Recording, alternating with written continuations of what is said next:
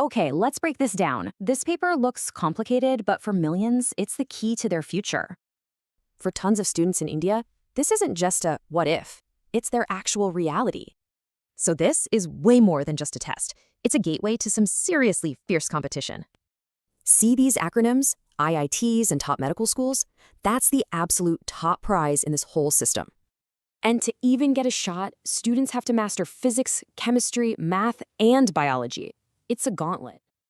Take the physics questions. We're talking deep knowledge of stuff like complex circuits and magnetic fields. And chemistry is the same deal. You have to visualize these intricate molecular structures in your head. This is no small thing. Over 500,000 students take these Olympiads. That is a massive number. And one single foundation organizes this whole thing, connecting thousands of schools across the entire country. Now, this is where it gets really interesting. Global tech giants are watching these tests very closely. For the top students, these exams are basically a launchpad to huge international science and math competitions. So how does that journey actually work? Well, the document lays out a super clear and demanding path. It's basically a 3-level climb, and each step is designed to filter almost everyone out.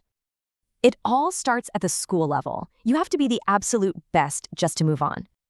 Make it through that, and you hit the nationals. The stakes get higher, and so do the rewards. But the ultimate prize?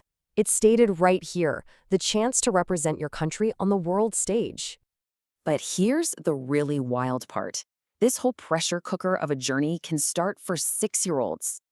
So you see, this is so much more than a test paper. It's like a cultural artifact. It's a blueprint of a system built on intense academic rigor, huge competition, and global ambition. It really makes you wonder, right? What does it mean when the race to the top begins